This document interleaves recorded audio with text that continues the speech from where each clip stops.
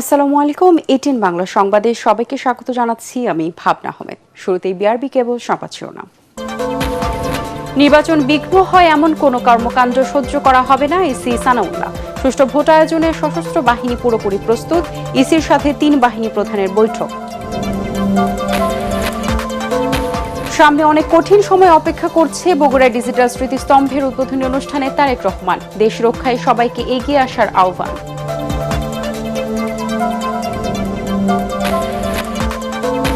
গণমাধ্যমে হামলা বহির্বিশ্বে দেশের ভাবমূর্তি ক্ষুণ্ণ করেছে সালাউদ্দিন আহমেদ। সংবাদ মাধ্যমের স্বাধীনতা না থাকলে দেশের অস্তিত্ব বিপন্ন হবে, সিনিয়র সাংবাদিকদের অভিমত।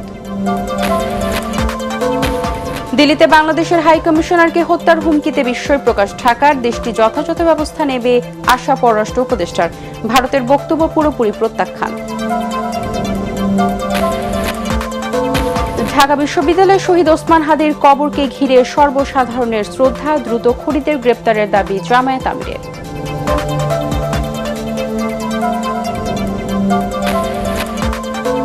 বগুড়া 7 আসনে খালেদা জিয়া ও বগুড়া 6 তারেক রহমানের পক্ষে মনোনয়নপত্র তুলেছেন দলের নেতারা। দাখিলের শেষ দিন 29 ডিসেম্বর।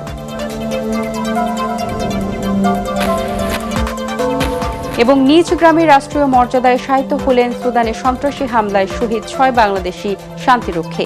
ঢাকা সেনানিবাসে জানাজা অনুষ্ঠিত।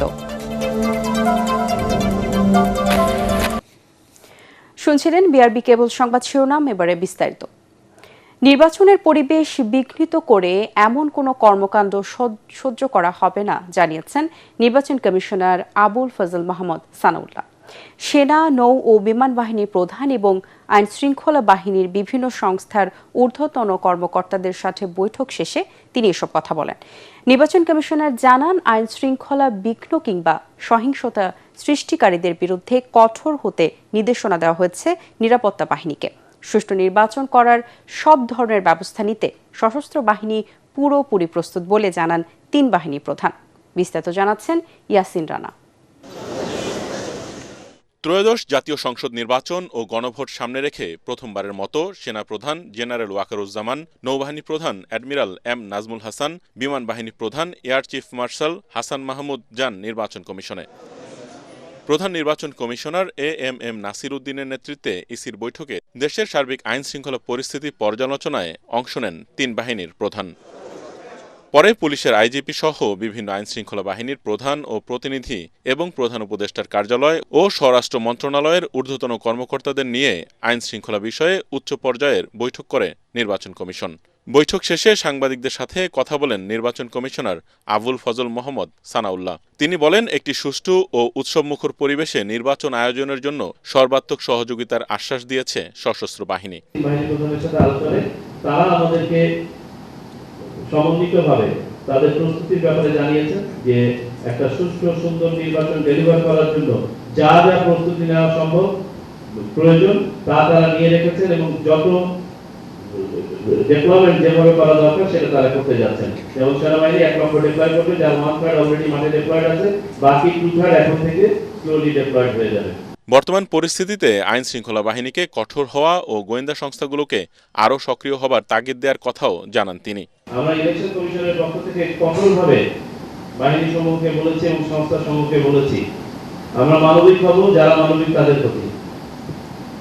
যারা দস্যুতা করতে চায়, ভ্যান্ডালিজম করতে চায়, নির্বাচনের পরিবেশ নষ্ট করতে চায়, আমার ভাইকে হত্যা করতে চায়, তাদের প্রতি মানবিক হওয়ার দরকার নেই। নির্বাচন কমিশনার সানাউল্লাহ বলেন, ভোটারদের আস্থা বাড়াতে চলবে যৌথ বাহিনীর অভিযান। এখন থেকে মাঠ পর্যায়ে যৌথ বাহিনী অপারেশন পুনরায় চালু হবে। এই যৌথ বাহিনীর অপারেশনের অন্যতম লক্ষ্য হবে অবৈধ অস্ত্র ও গোলাবারুদ উদ্ধার, সন্ত্রাসীদের গ্রেফতার এবং আইনের আওতায় নিয়ে আসা এবং সার্বিকভাবে সাধারণ মানুষের মাঝে, ভোটারদের মাঝে, প্রার্থীদের মাঝে, দলগুলোর মাঝে একটা আস্থার পরিবেশ তৈরি করা। একটি অপশক্তি চোরাগোপ্তা হামলা চালাচ্ছে জানিয়ে তিনি প্রার্থীদের নিরাপত্তা বাড়ানোর আশ্বাস দেন। এজন্য রাজনৈতিক দলগুলোকেও সচেতন থাকার পরামর্শ দেয় নির্বাচন কমিশন। ইয়াসিন রানা, এটিএন বাংলা, ঢাকা। সামনে অনেক কঠিন সময় অপেক্ষা করছে। দেশের অর্থনীতি ভেঙে পড়েছে, নানা অরাজকতা শুরু হয়েছে। এসব মোকাবেলায় সবাইকে সতর্ক থাকার আহ্বান জানিয়েছেন বিএনপির ভারপ্রাপ্ত চেয়ারম্যান তারেক রহমান। জুলাই শহীদদের স্মরণে বগুড়ায় ডিজিটাল স্মৃতিস্তম্ভের উদ্বোধন করতে গিয়ে তিনি আরও বলেন, শহীদ ওসমান হাদি জুলাই যোদ্ধা আর 1971-এর শহীদ ও মুক্তিযোদ্ধাদের প্রতি প্রকৃত সম্মান জানাতে হলে দেশে শান্তি প্রতিষ্ঠা করতে হবে। তারেক রহমান বলেন, ঐক্যবদ্ধভাবে দেশ করার সময় এসেছে। করব কাজ, গর্ব দেশ, সবার আগে বাংলাদেশ। বগুড়া প্রতিনিধি আজিজুল হাকিম রুম্মনকে সাথে নিয়ে রিপোর্ট করেছেন মইনুল হাসান। শেখ হাসিনার ১.৫ দশকের ফ্যাসিবাদী শাসনের অবসান ঘটানো জুলাই গণঅভ্যুত্থানের শহীদদের আত্মত্যাগ স্মরণীয় করে রাখতে ডিজিটাল স্মৃতিস্তম্ভ নির্মাণ করেছে বিএনপি। বগুড়ার শহীদ টিটু মিলনায়তনে আয়োজিত অনুষ্ঠানে লন্ডন থেকে ভার্চুয়ালি যুক্ত হয়ে স্মৃতিস্তম্ভ উদ্বোধন করেন বিএনপির ভারপ্রাপ্ত চেয়ারম্যান তারেক রহমান। স্থানীয় নেতাদের পর বক্তৃতা রাখতে গিয়ে তারেক রহমান বলেন, স্বাস্থ্য, শিক্ষা, চিকিৎসা, নারীদের স্বাবলম্বী করা সহ দেশকে এগিয়ে নিতে নানা পরিকল্পনা নিয়ে কাজ করছে বিএনপি। নারীদের কাছে ফ্যামিলি কার্ডটি হবে নারীদের কাছে। আমরা কৃষক কার্ড বা ফার্মার্স কার্ড একটা ইন্ট্রোডিউস করতে চাই, যেটি আমাদের প্রান্তিক ক্ষুদ্র মাঝারি কৃষক যারা আছেন তাদেরকে সহযোগিতা করার জন্য আমরা এটি পৌঁছে দিতে চাই। আমরা দেশের শিক্ষার্থী যারা আছে, আগামী ভবিষ্যৎ প্রজন্ম যারা আছে, আজকে যদি আমরা শিক্ষা ব্যবস্থাটাকে ধীরে ধীরে সুন্দরভাবে গড়ে তুলতে পারি, আমাদের শিক্ষার্থীদের শিক্ষার মেরুদণ্ডটা যদি আমরা ভিত্তিটা যদি আমরা মজবুত করে গড়ে তুলতে পারি, ইনশাল্লাহ আমরা ভবিষ্যতে, সময় লাগবে কিন্তু আমাদেরকে শুরু করতে হবে কাজ। বিগত স্বৈরাচারের সময় আমরা দেখেছি প্রত্যেকটি সেক্টরকে তারা ধ্বংস করে দিয়ে গেছে। ঠিক আছে, তারা ধ্বংস করেছে। বিএনপি বাংলাদেশ জাতীয়তাবাদী দল ইনশাল্লাহ আবার গড়ে তুলবে। বিএনপির ভারপ্রাপ্ত চেয়ারম্যান বলেন, গণতন্ত্র, ভোটাধিকার, মানবাধিকার প্রতিষ্ঠার দীর্ঘ আন্দোলন সংগ্রামে দেশের মানুষকে নির্যাতন, নিপীড়ন, বহু প্রাণ বিসর্জন দিতে হয়েছে। এখন সময় এসেছে দেশকে গড়ে তোলার।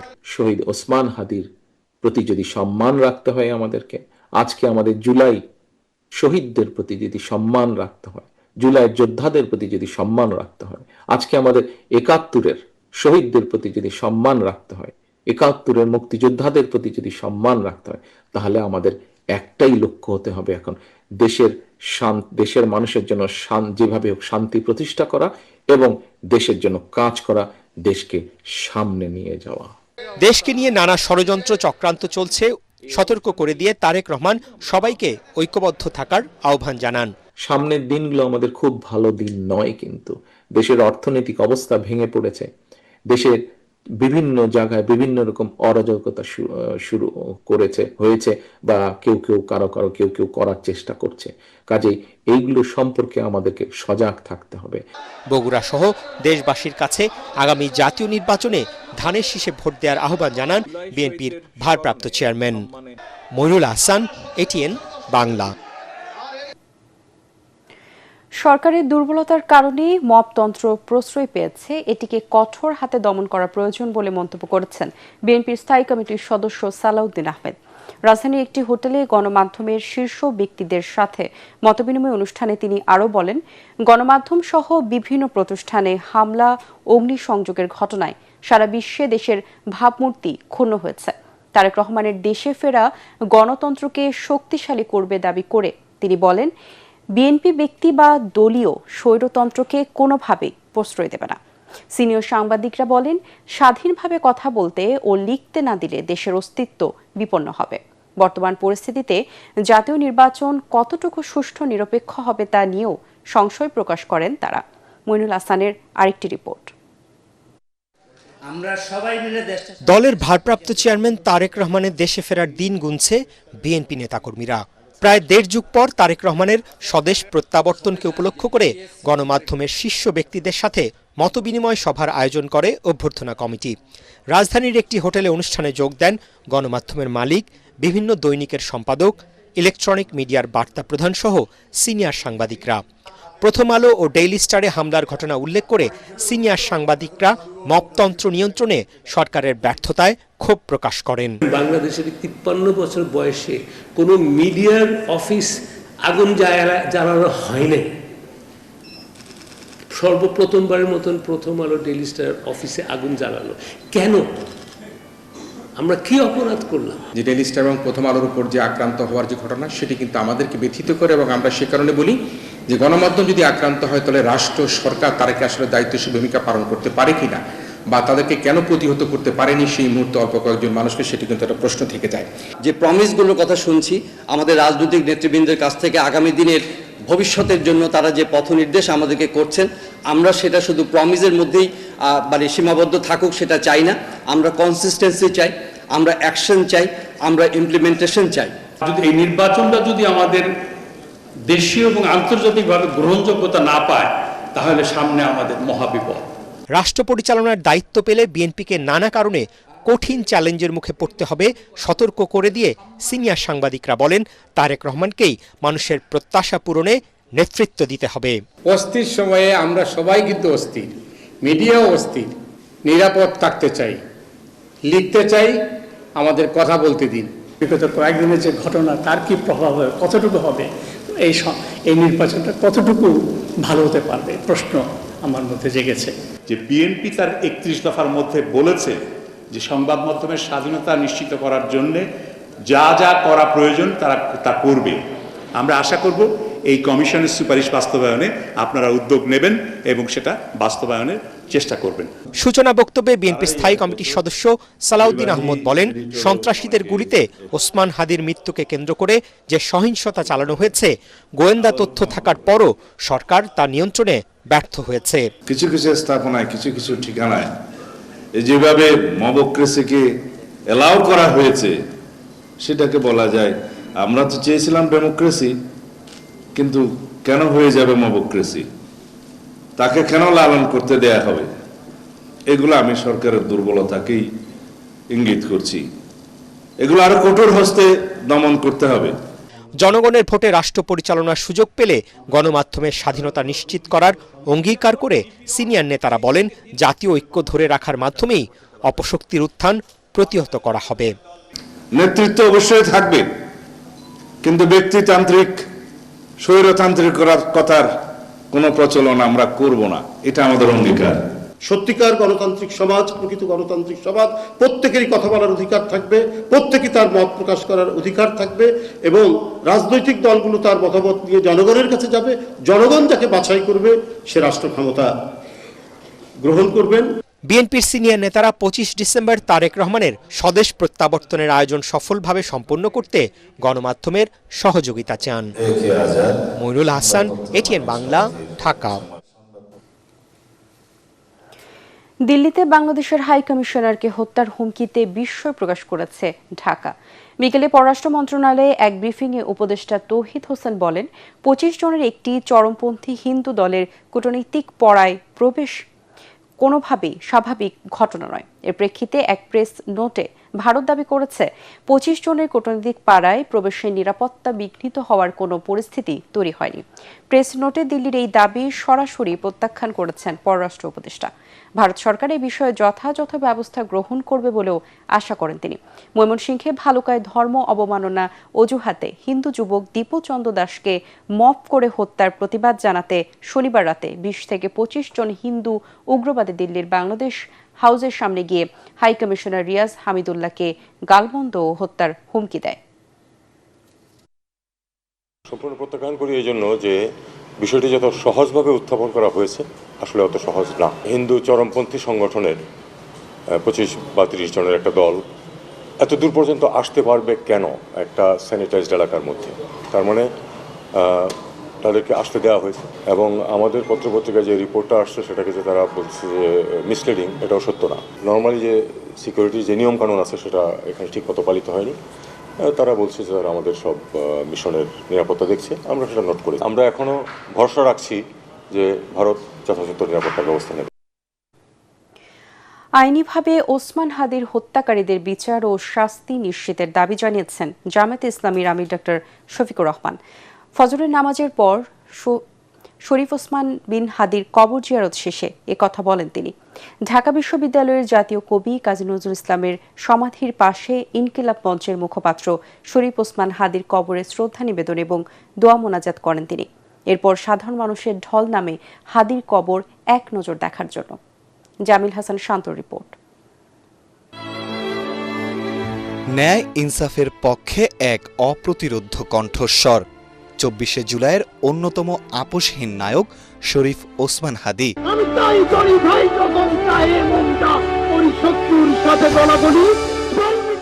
বিপ্লবী এই মহাবীর এখন শায়িত আছেন বিদ্রোহী কবি কাজী নজরুলের কবরের পাশে। দাফনের পরদিন ঢাকা বিশ্ববিদ্যালয়ের কেন্দ্রীয় মসজিদ সংলগ্ন কবরস্থানে ওসমান হাদির জন্য দোয়া করতে আসেন অনেকে। ফজরের নামাজের পর ভোরের আলো ফোটার পর থেকেই সেখানে আসেন তার সহযোদ্ধা সহ সর্বস্তরের মানুষ। ইনসাফের লড়াই কিভাবে করতে হয় বাংলাদেশে 18 কোটি মানুষকে বুঝিয়েছেন। সিলেট থেকে এখন শুধুমাত্র ওনার কবর জিয়ারত করার জন্য আসছি। তিনি তো কোনো সিকিউরিটি চান নাই, তিনি বলছে আমাকে মেরে ফেললে আপনি বিচারটা শুধু করবেন। বাচ্চাকে নিয়ে এসেছি, ওকে আমি সবসময় বলি তোমাকে শরীফ ওসমান হাদি হতে হবে, ঘরে বসে থাকলে হবে না, আবরার ফাহাদের মতো কথা বলতে হবে। ঢাকা বিশ্ববিদ্যালয়ের কেন্দ্রীয় জামে মসজিদে ফজরের নামাজ আদায়ের পর জামায়াতে ইসলামের আমির ডাক্তার শফিকুর রহমান ওসমান হাদির কবর জিয়ারত করেন। সে সময় ওসমান হাদির রুহের মাগফিরাত কামনা করেন তিনি। জানাজায় বারবার উচ্চারিত হয়েছে, খুনিদেরকে আমরা গ্রেপ্তার হয়েছে, শাস্তি পাচ্ছে, এটা আমরা দেখতে চাই। সরকার এ পর্যন্ত যা করেছেন তাতে জনগণ মোটেই সন্তুষ্ট না। জনগণের দাবি আশা করি প্রধান উপদেষ্টা সহ উপদেষ্টা মণ্ডলী সেখানে উপস্থিত ছিলেন, তারা জনগণের পালস বুঝতে পেরেছেন। জনগণের পার্সের প্রতি সম্মান দেখিয়ে অতি দ্রুত খুনিদেরকে গ্রেপ্তার করতে হবে এবং আইনের আওতায় আনতে হবে। ঢাকার বাইরে থেকেও কবর জিয়ারত করতে আসেন অনেকে, তবে নিরাপত্তার জন্য কাউকেই কবরস্থানের ভেতরে ঢুকতে দেওয়া হয়নি। তাই দূর থেকেই অশ্রুসিক্ত চোখে নির্বাক দাঁড়িয়ে প্রার্থনা করেন প্রিয় বিপ্লবী নেতার জন্য। জামিল হাসান শান্ত, এটিএন বাংলা, ঢাকা। জুলাই গণ অভ্যুত্থানের পর সকল প্রলোভন উপেক্ষা করে সৎ ও নির্ভীক থেকে ইনসাফ প্রতিষ্ঠার চেষ্টা করেছিলেন ওসমান হাদি। নারায়ণগঞ্জের রূপগঞ্জে স্টেট ইউনিভার্সিটির 7ম সমাবর্তন অনুষ্ঠানে সভাপতির বক্তব্যে এসব কথা বলেন আইন উপদেষ্টা ডক্টর আসিফ নজরুল। ওসমান হাদির আত্মত্যাগের প্রতি শ্রদ্ধা জানিয়ে আইন উপদেষ্টা আরও বলেন, হাদি নিজের কথা না ভেবে দেশের মানুষের কথা ভেবেছেন বলেই শেষ বিদায়ে লাখো মানুষের আহাজারি ও দোয়া পেয়েছেন। এ সময় দেশের বিভিন্ন প্রতিষ্ঠানে হামলার প্রসঙ্গে তিনি বলেন, হামলাকারীদের চেয়ে দেশে সৃষ্টিশীল ও আত্মত্যাগী তরুণের সংখ্যাই বেশি।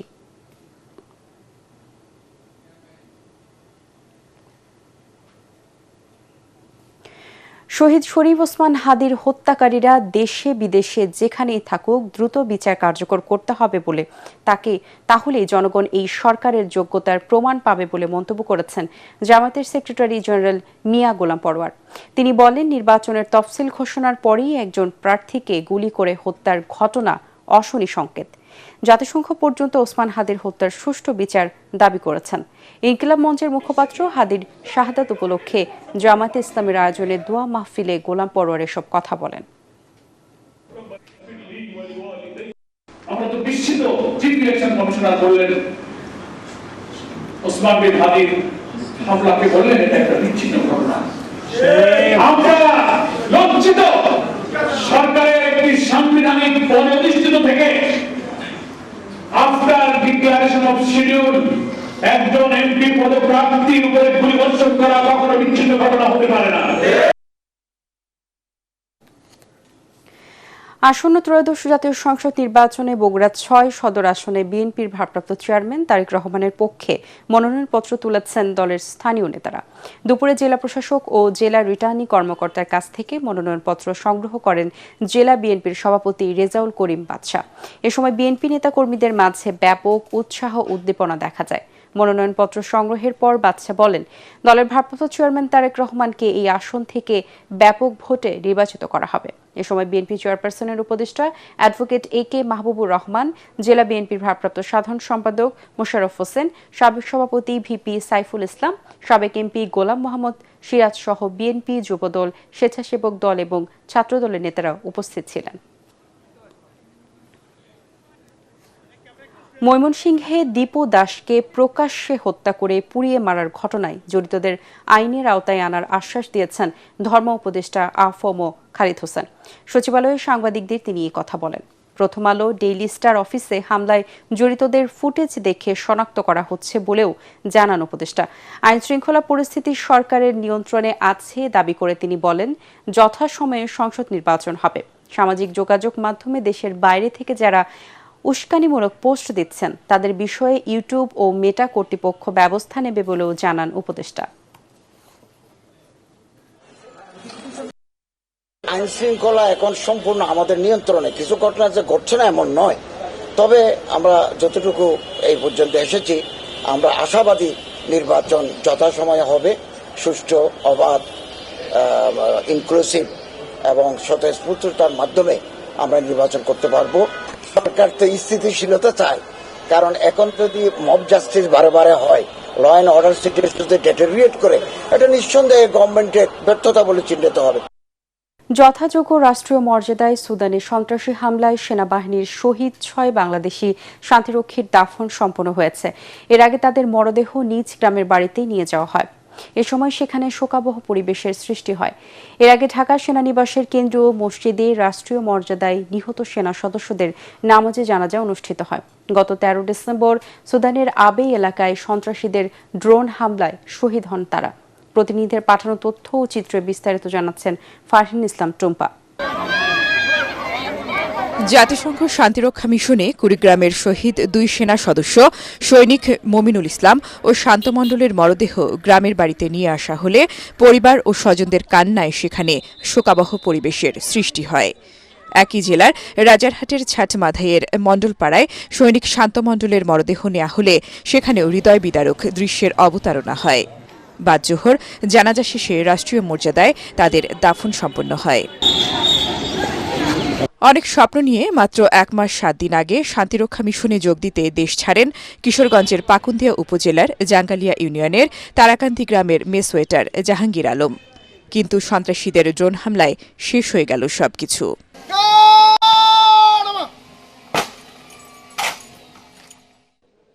অন্যদিকে রাজবাড়ীর শহীদ শামীম রেজার দাফন সম্পন্ন হয়েছে। বিকেলে জেলার কালুখালী উপজেলার মৃগী ইউনিয়নের হোগলাডাঙ্গি গ্রামের পারিবারিক কবরস্থানে তাকে দাফন করা হয়। 2017 সালে বাংলাদেশ সেনাবাহিনীতে সৈনিক পদে যোগ দিয়েছিলেন শামীম। যেহেতু দেশের জন্য, জাতির জন্য সে জীবন দান করছে, এটা তার মৃত্যুকে আমরা শহীদ মৃত্যু হিসাবে আমরা গণ্য করি। শহীদ সেনা সদস্য কর্পোরাল মাসুদ রানার মরদেহ গ্রামের বাড়ি নাটোরের লালপুরের বোয়ালিয়াপাড়ায়। সেখানকার সামাজিক কবরস্থানে রাষ্ট্রীয় মর্যাদায় তাকে দাফন করা হয়। এর আগে ঢাকা থেকে হেলিকপ্টারে লালপুর উপজেলার করিমপুর সরকারি উচ্চ বিদ্যালয় মাঠে পৌঁছায় তার কফিনবন্দি মরদেহ। সেখান থেকে নেওয়া হয় গ্রামের বাড়ি বোয়ালিয়াপাড়ায়। এরপর স্থানীয় স্কুল মাঠে গার্ড অব অনার ও জানাজা শেষে তাকে দাফন করা হয়। 2006 সালে বাংলাদেশ সেনাবাহিনীতে যোগ দিয়েছিলেন কর্পোরাল মাসুদ রানা। এছাড়াও গাইবান্ধার পলাশবাড়ির মহদীপুরের ছোট ভগবানপুর গ্রামে সেনাবাহিনীর লন্ড্রি কর্মচারী মোহাম্মদ সবুজ মিয়ার দাফন সম্পন্ন হয়েছে। ফারহিন ইসলাম টুম্পা, এটিএন বাংলা। আওয়ামী লীগের শাসনামলে টিএফআই জেআইসি সেলে গুম নির্যাতন ও 24-এর গণ অভ্যুত্থানে রামপুরায় 28 জনকে গুলি করে হত্যার মামলায় 12 সেনা কর্মকর্তাকে আন্তর্জাতিক অপরাধ ট্রাইব্যুনালে হাজির করা হয়েছে। সকাল 10টার দিকে বাংলাদেশে জেল প্রেজেন্ট ফ্যান লেখা শীতাপ নিয়ন্ত্রিত সবুজ রঙের গাড়িতে করে তাদের ট্রাইব্যুনালে আনা হয়। এজন্য ট্রাইব্যুনাল এলাকায় নিরাপত্তা জোরদার করে আইন শৃঙ্খলা রক্ষাকারী বাহিনী। এদিকে টিএফআই সেলে গুম নির্যাতনের ঘটনায় মানবতা বিরোধী অপরাধের মামলায় গ্রেপ্তার 10 সেনা কর্মকর্তা ও শেখ হাসিনা সহ 17 জনের বিরুদ্ধে আনুষ্ঠানিক অভিযোগ গঠনের তারিখ পিছিয়ে মঙ্গলবার ধার্য করা হয়েছে। আন্তর্জাতিক অপরাধ ট্রাইব্যুনাল 1-এ চেয়ারম্যান বিচারপতি মোহাম্মদ গোলাম মর্তুজা মজুমদারের নেতৃত্বাধীন 3 সদস্যের বিচারিক প্যানেলে এই আদেশ দেন। এই মামলায় ক্ষমতাচ্যুত প্রধানমন্ত্রী শেখ হাসিনা সহ মোট আসামি 17 জন। এখন দেখবেন সালাম স্টিল ভোটের গাড়ি। সামান্য বৃষ্টি হলেই হাঁটু সমান পানি, ভাঙা রাস্তা আর মাদকের উপদ্রবে বেহাল দশা ঢাকা 4 আসনের। এসব সমস্যার সাথে শ্যামপুর কদমতলী এলাকার ভোটারদের প্রতিনিয়তই করতে হচ্ছে সংগ্রাম। ভোটাররা বলছেন, নির্বাচনের আগে প্রার্থীরা নানা প্রতিশ্রুতি দিলেও জয়ী হওয়ার পর এসব সমস্যা সমাধানে কোনো উদ্যোগই নেয় না। তাই সমস্যাগুলো সমাধানে যে প্রার্থী কাজ করবেন তাকেই নির্বাচনে রায় দেবেন ভোটাররা। খায়রুল ইসলামের রিপোর্ট। নাগরিক সুবিধার চরম সংকটে ঢাকা ৪ আসন। ভাঙা রাস্তা, নাজুক ড্রেনেজ ব্যবস্থা, জলাবদ্ধতা, মশার উৎপাত, ফুটপাত দখল আর স্বাস্থ্যসেবার সংকট এই এলাকার মানুষকে ভোগাচ্ছে দীর্ঘদিন ধরে। স্বাধীনতার ৫৪ বছরেও আশানুরূপ উন্নয়ন না হওয়ায় হতাশ এখানকার ভোটাররা। চিন্তাই হইল কাজলা, কিছুদিন আগে আমার মেয়ের জামাইরে মনে করেন 3টা পার দিছে। অল্প বৃষ্টি হলেই অনেক পানি জমে যায়, রাস্তাঘাটে পুরো বন্যা হয়ে যায়। নির্বাচিত সরকার আসলে মনে হয় ভালোই হবে। যারা নির্বাচিত হয়ে আসবে তারা হয়তো এই কাজগুলা, অসম্পূর্ণ কাজগুলা করবে। ঢাকা ৪ আসনে বিএনপি মনোনীত প্রার্থী তানভীর আহমেদ রবিন বলছেন, বাবার আদর্শ অনুসরণ করে এলাকার সমস্যা সমাধানের মধ্য দিয়ে মানুষের পাশে থাকবেন তিনি।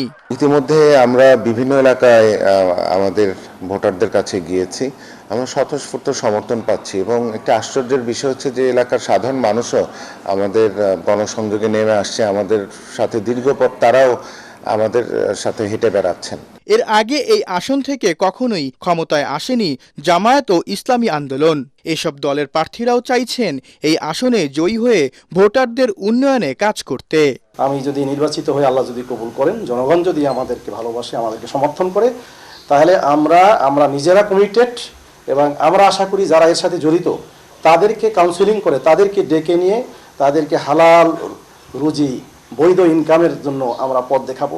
কোনো চাঁদাবাজি হবে না, এইটা আমি আমার এলাকাবাসীকে বলন্দ কণ্ঠে বলতে চাই যে ইনশাল্লাহ যদি জাল হক ওয়া জাহাকাল বাতিল, যখন অন্ধকার থাকে, অন্ধকার যদি দূর করতে হয় তাহলে আলো জ্বালাইতে হবে। আমরা হইছি আলো, ইসলামের আলো, আমরা নূর। 14টি ওয়ার্ড নিয়ে গঠিত ঢাকা ৪ আসনে ভোটার সংখ্যা প্রায় ৩.৫ লাখ। খায়রুল ইসলাম, এটিএন বাংলা, ঢাকা। সালাম স্টিল ভোটার গাড়ি নিয়ে নাটোর ৪ আসনে আছেন সহকর্মী আলী আসগর ইমন। তিনি সেখান থেকে জানাচ্ছেন ভোটার হালচাল। সালাম স্টিল ভোটার গাড়ি নিয়ে আমি আছি বড়াই গ্রামে, আর বড়াই গ্রাম এবং গুরুদাসপুর এই দুটি থানা নিয়ে নির্বাচনী আসন নাটোর ৪। এখন তো আর একলা সরকার নাই, এখন হলে পাবলিকই সরকার।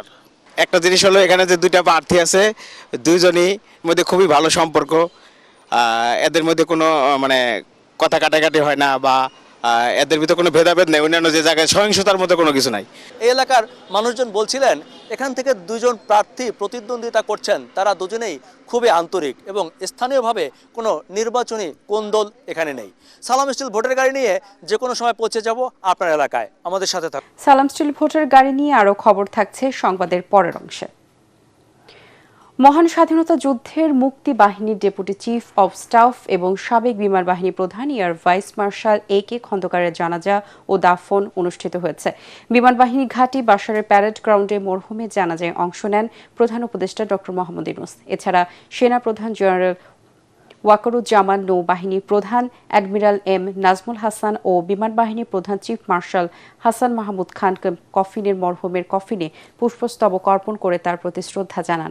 অনুষ্ঠানে উপদেষ্টা পরিষদের সদস্য ও সামরিক বাহিনীর ঊর্ধ্বতন কর্মকর্তারা উপস্থিত ছিলেন। জানাজার পর ফিউনারেল প্যারেড শেষে রাষ্ট্রীয় মর্যাদায় এয়ার ভাইস মার্শাল A.K. খন্দকারকে বিমান বাহিনীর ঘাঁটি বাসারে অবস্থিত শাহীন কবরস্থানে দাফন করা হয়। এ সময় বিভিন্ন বিমানের ফ্লাইপাস্ট অনুষ্ঠিত হয়। মুক্তিযুদ্ধে দেশাত্মবোধ ও সাহসিকতাপূর্ণ অবদানের জন্য A.K. খন্দকারকে বীর উত্তম খেতাবে ভূষিত করা হয়।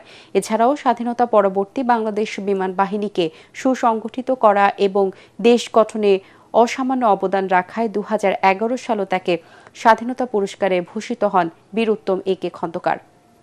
আনুষ্ঠানিক প্রচারণা বন্ধ থাকলেও উঠোন বৈঠক ও গণসংযোগের মাধ্যমে কার্যক্রম চালাচ্ছেন নরসিংদী 3 আসনের প্রার্থীরা। আসনটিতে বিএনপি এখনও প্রার্থী না দেওয়ায় জামায়াত মাঠ দাপিয়ে বেড়াচ্ছে। তবে বিএনপির মনোনয়ন প্রত্যাশী একাধিক প্রার্থী করছেন গণসংযোগ। রাস্তাঘাটের উন্নয়ন, যানজট নিরসন, শিক্ষার অগ্রগতির পাশাপাশি চাঁদাবাজ ও মাদক নির্মূলের প্রতিশ্রুতি দিয়ে ভোট চাইছেন প্রার্থীরা। বিস্তারিত জামিল হাসান শান্তর রিপোর্টে। শিবপুর ও রায়পুর নিয়ে গঠিত নরসিংদী 3 আসনের ভোটার সংখ্যা 2,70,000-এরও বেশি। শিল্প কারখানা থেকে শুরু করে ফসল উৎপাদনে প্রাকৃতিকভাবে সমৃদ্ধ এই আসনটি ঢাকার খুব কাছে হলেও উন্নয়নের ছোঁয়া তেমন একটি লাগেনি এই আসনটিতে। শিল্প কারখানা অধ্যুষিত এই আসনটিতে ভালো মানের কোনো শিক্ষা প্রতিষ্ঠান নেই। ভোটাররা চান এলাকার উন্নয়নের পাশাপাশি যানজট নিরসন ও কিশোর গ্যাংয়ের দৌরাত্ম্য কমাতে যে প্রার্থী কাজ করবেন এমন প্রার্থীকেই ভোট দেবেন তারা। সমগ্র বাংলাদেশের জন্য নির্বাচনটা সুষ্ঠু এবং পরিবেশ খুব ভালো থাকে এবং সঠিক রায়ের প্রতিফলিত যেন হয়, যাতে কোনো কারচুপি না হয়। সংসদে একজন শিক্ষিত লোক চাই, কিশোর গ্যাং মুক্ত এবং মাদক মুক্ত আইন শৃঙ্খলা যাতে একটু উন্নত হয়। জনগণের প্রত্যাশা পূরণের আশ্বাস আর নিজেদের পরিকল্পনা নিয়ে ভোটের মাঠ চষে বেড়াচ্ছেন প্রার্থীরা। যদিও আসনটিতে এখনও প্রার্থী মনোনয়ন দেয়নি বিএনপি। আমি আজকে 27-28 বছর হলো এই রাজনীতিতে যুক্ত।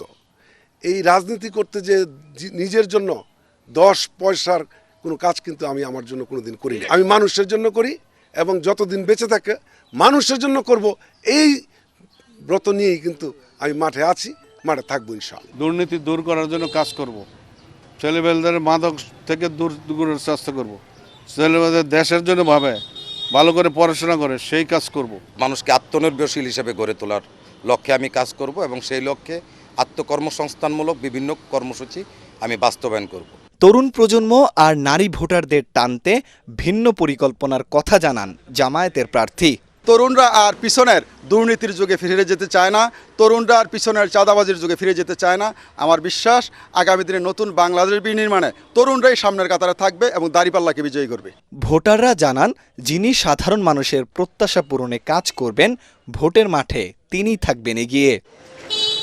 জামিল হাসান শান্ত, এটিএন বাংলা, নরসিংদী। আবারও সালাম স্টিল ভোটার গাড়ির খবর। রাজধানীর চকবাজারে আছেন সহকর্মী মিজান শাহজাহান, সেখান থেকে নির্বাচনী হালচাল জানাচ্ছেন তিনি। সালাম স্টিল ভোটার গাড়ি নিয়ে আমরা এখন আছি চকবাজারে। কোতোয়ালি, বংশাল, চকবাজার, লালবাগ ও কামরাঙ্গীরচর নিয়ে এই ঢাকা ৭ নির্বাচনী আসনটি গঠিত। সালাম স্টিল ভোটার গাড়ি নিয়ে আজ সারাদিন আমরা বিভিন্ন শ্রেণী পেশার মানুষের সঙ্গে কথা বলেছি প্রার্থীদের সঙ্গে।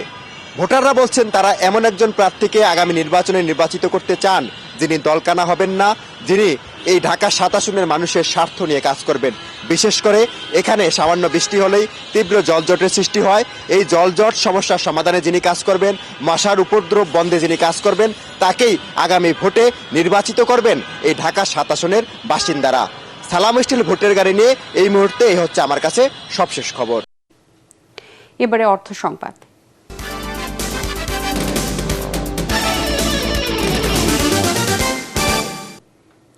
বাংলাদেশ হোন্ডা প্রাইভেট লিমিটেড উন্মোচন করল অল নিউ হোন্ডা NX200। এর উদ্বোধনী অনুষ্ঠানে হোন্ডা মোটর কর্পোরেশন লিমিটেড জাপানের মোটরসাইকেল ও পাওয়ার প্রোডাক্টস অপারেশনসের চিফ অফিসার মিনোরু কাতো হোন্ডার গ্রাহক ও অংশীদারদের দীর্ঘদিনের সহযোগিতার জন্য কৃতজ্ঞতা প্রকাশ করেন।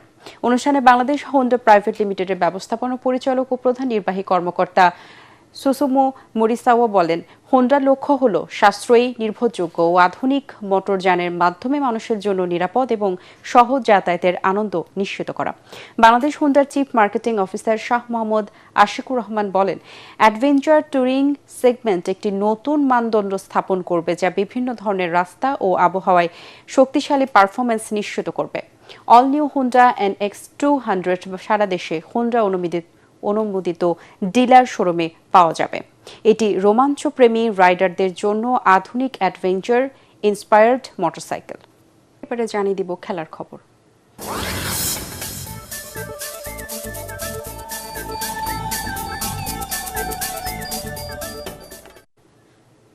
বাংলাদেশ প্রিমিয়ার লিগ BPL এ উইকেট কিপিং যেই করুক না কেন অভিজ্ঞ ব্যাটার মুশফিকুর রহিমের কাছ থেকে শিখতে চান আকবর আলী।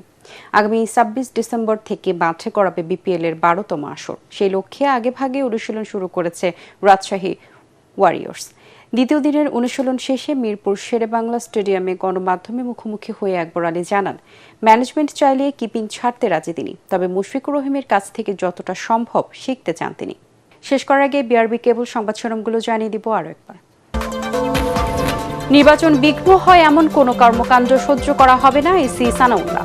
সুষ্ঠু ভোট আয়োজনে সশস্ত্র বাহিনী পুরোপুরি প্রস্তুত, ইসির সাথে 3 বাহিনী প্রধানের বৈঠক।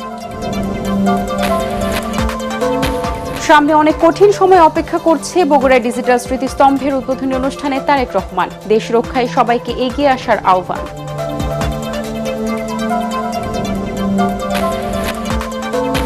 গণমাধ্যমে হামলা বহির্বিশ্বে দেশের ভাবমূর্তি ক্ষুণ্ণ করেছে সালাউদ্দিন আহমেদ। সংবাদ মাধ্যমের স্বাধীনতা না থাকলে দেশের অস্তিত্ব বিপন্ন হবে, সিনিয়র সাংবাদিকদের অভিমত।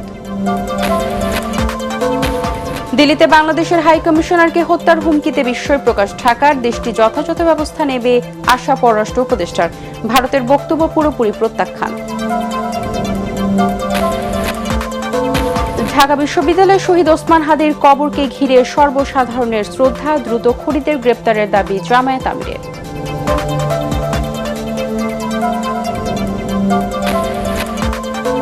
বগুড়া ৭ আসনে খালেদা জিয়া ও বগুড়া ৬ তারেক রহমানের পক্ষে মনোনয়নপত্র তুলেছেন দলের নেতারা। দাখিলের শেষ দিন ২৯ ডিসেম্বর। এবং নিজ গ্রামের রাষ্ট্রীয় মর্যাদায় শায়িত হলেন সুদানে সন্ত্রাসী হামলায় শহীদ ৬ বাংলাদেশি শান্তিরক্ষী। ঢাকা সেনানিবাসে জানাজা অনুষ্ঠিত।